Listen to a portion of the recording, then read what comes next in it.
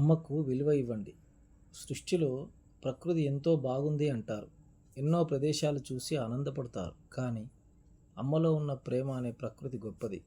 అమ్మ ఓపిక ప్రకృతి కన్నా, రాజుల కన్నా, ఋషుల కన్నా గొప్పది.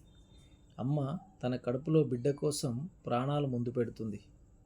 ఆ అమ్మను ఈరోజు ఎలా చూస్తున్నారు? అమ్మ వయస్సు మళ్ళీ ముసలితనంలో వృద్ధురాలైనప్పుడు తన చేతి మీద తోలు ఊగుతూ ఉంటుంది. అసహ్యం అనుకోకండి. మనతోని అమ్మ ఉంది అని తన వద్ద వారి చిన్ననాటి విషయాలు తెలుసుకోవాలి. అంతకన్నా మనకు గొప్ప పనులు ఏమీ లేవు. పెద్దవారు ఇంటిలో ఉంటే ప్రపంచం మీతో ఉన్నట్టే. ఎన్నో అనుభవాలు, ఎన్నో జ్ఞాపకాలు ఉంటాయి.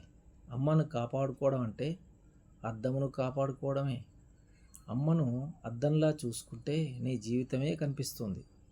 కాబట్టి ఎంత కష్టం వచ్చినా అమ్మను గౌరవించండి.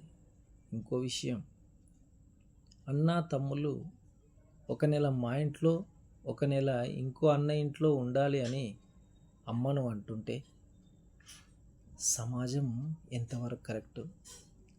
ఒక్కరే అమ్మను చూసుకోరాదా?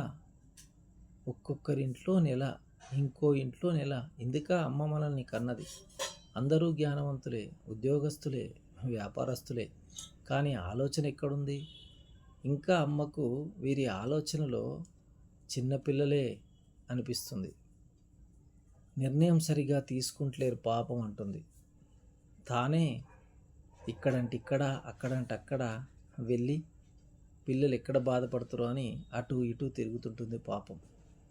ఆమెకు కష్టం తప్పదు చివరి వరకు. అంతే.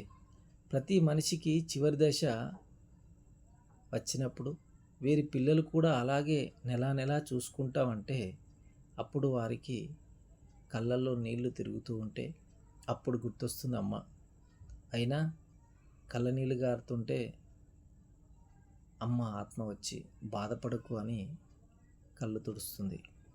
రాతిలాగా మీ హృదయం ఉండొద్దు, మాంస హృదయం చేసుకోండి అంటున్నారు పెద్దలు. అమ్మ ఎవరికైనా అమ్మనే. ఆ అమ్మను బావుగా చూడండి అని మునీశ్వరులు, దైవగ్రంథాలు చెప్తున్నాయి.